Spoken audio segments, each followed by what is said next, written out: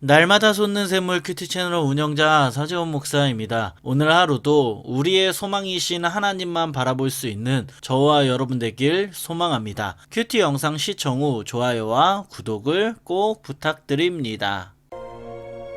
하나님이 아브라함에게 약속하신 때가 가까우매 이스라엘 백성이 애굽에서 번성하여 많아졌더니 요셉을 알지 못하는 새 임금이 애굽 왕위에 오르매 그가 우리 족속에게 교활한 방법을 써서 조상들을 괴롭게 하여 그 어린아이들을 내버려 살지 못하게 하려 할세.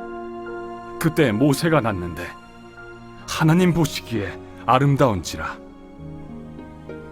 그의 아버지의 집에서 석 달 동안 길리더니 버려진 후에 바로의 딸이 그를 데려다가 자기 아들로 기르매 모세가 애굽 사람의 모든 지혜를 배워 그의 말과 하는 일들이 능하더라.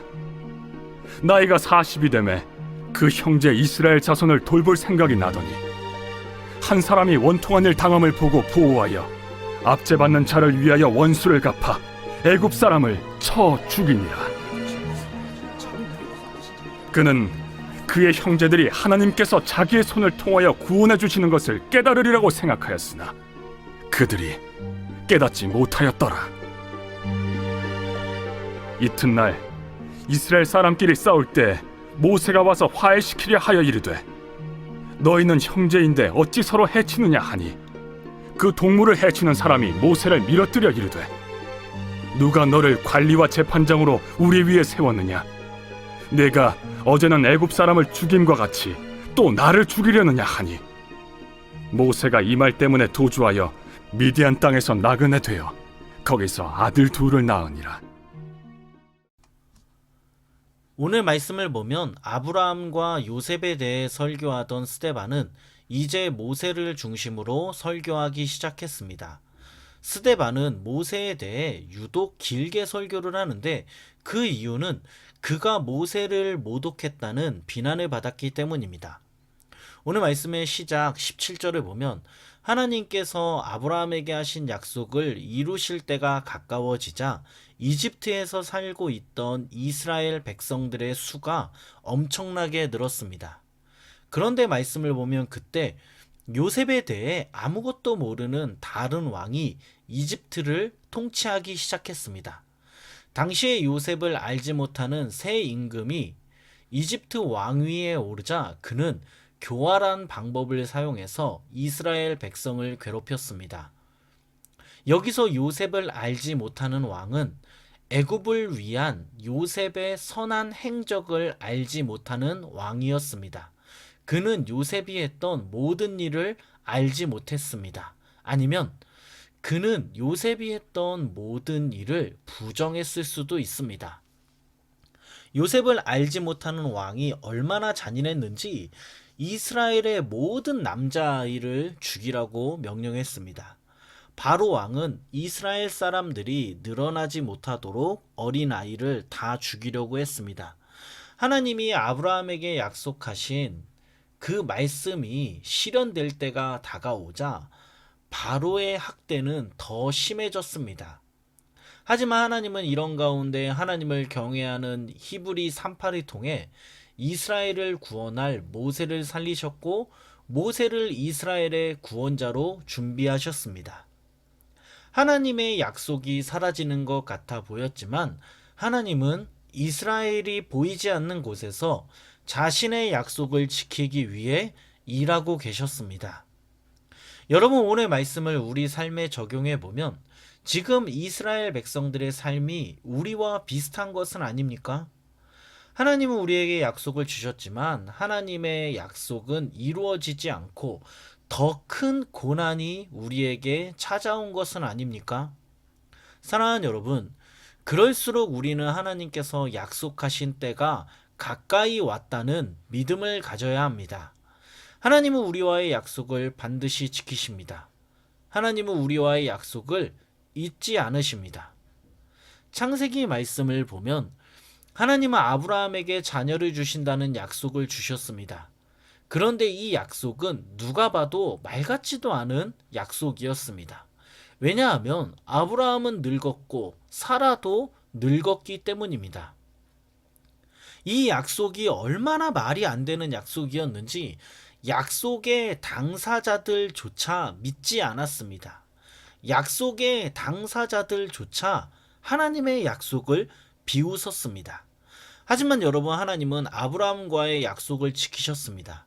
물론 아브라함의 불순종이 있었지만 하나님은 말이 안 되는 상황 속에서 자신의 약속을 지키셨습니다. 그런데 여러분, 이 약속은 아브라함에게만 해당되는 것이 아닙니다. 이 약속은 우리에게도 해당되는 언약의 말씀입니다. 여러분, 지금 하나님의 약속의 때가 왔지만 약속이 이루어지지 않는 것 같다고 낙심하고 좌절하지 않았으면 합니다. 하나님은 하나의 문이 닫히면 다른 문을 준비하십니다. 그러므로 지금 우리에게 필요한 것은 하나님의 약속을 신뢰하는 믿음입니다. 오늘 하루도 하나님께서 우리에게 믿음을 주시길 기도하는 저와 여러분 되길 소망합니다. 또한 하나님의 약속이 흔들릴 때마다, 불안한 마음을 가질 때마다 기도하는 저와 여러분 되길 소망합니다. 최근 저는 5년 동안 사역하던 교회를 사임하고 새로운 사역을 하기 위해 사역지를 구하고 있습니다. 코로나로 인해서 요즘 사역지가 잘 구해지지 않습니다. 가끔은 제 안에 조급함과 답답함, 그리고 하나님의 약속에 대해 믿음이 흔들릴 때가 있습니다. 그런데 제가 그때마다 어떻게 행동을 하냐면 책상에 앉아서 언제든지 하나님께 기도합니다. 하나님, 제 안에 하나님을 향한 원망이 사라지게 하시고 낙심과 좌절과 불평하는 말이 사라지게 해주세요. 하나님의 약속을 신뢰하게 해주세요. 이렇게 짧게라도 기도하면 마음이 편해지고 정말 하나님이 마음을 만져주시고 부정적인 생각이 물러가게 하시고 부정적인 말들이 물러가게 하시고 저에게 항상 새로운 믿음을 주십니다. 사랑하는 여러분, 하나님의 약속은 변하지 않습니다. 마음이 어려울 때마다 상황을 보는 것이 아니라 말씀과 기도를 통해 하나님의 변하지 않는 약속을 붙잡을 수 있는 저와 여러분 되기를 예수 그리스도의 이름으로 축원합니다. 이어서 말씀을 보면 모세는 그의 아버지 집에서 3달 동안 길러지지만 더 이상 아이를 이 부모가 기를 수 없어 부모가 밖에 버리게 되는데, 이때 바로의 딸이 그를 주어 자기의 아들로 삼았습니다. 말씀 22절에 보면 모세는 이집트 사람들이 가진 모든 지혜를 배웠고 그의 말과 행동에 큰 능력이 나타났습니다. 모세가 40살이 되자 자기 동족 이스라엘을 돌봐야 한다는 생각을 했습니다. 그러던 어느 날 모세는 이스라엘 형제 중 한 사람이 이집트 사람에게 학대당하는 것을 보고 이집트 사람을 때려 죽이고 원수를 갚았습니다. 모세는 자기 민족을 구하기 위해 이집트 사람을 죽였지만 오히려 이스라엘 사람들에게 오해를 받았고 배척을 받았습니다. 그리고 살인자라는 낙인이 찍혀 광야로 도망갔습니다. 그는 실패한 인생이었습니다. 모세는 이스라엘을 구원하려고 했지만 그들은 모세를 거부했습니다. 마치 예수님이 이스라엘을 구원하려고 했지만 이스라엘이 예수님을 거부한 것과 같습니다. 스데반은 지금 모세의 이 이야기를 통해 유대인들이 예수님을 거부했다는 것을 말하고 있습니다. 다시 말씀으로 돌아가 보겠습니다. 여러분, 말씀 29절에 보면 모세는 지금 어디에 있습니까? 그는 광야에 있습니다. 미디안 광야에서 살인자로 실패한 사람으로 삶을 살아가고 있습니다. 그는 하나님의 구속사 계획 안에서 이집트의 왕자로 이스라엘을 구원할 지도자로 성장하고 있었지만 예상치 못한 살인으로 인해 지금은 왕궁에서 쫓겨나 광야의 실패자로 살아가고 있었습니다. 하지만 여러분, 하나님은 어떻게 하셨습니까?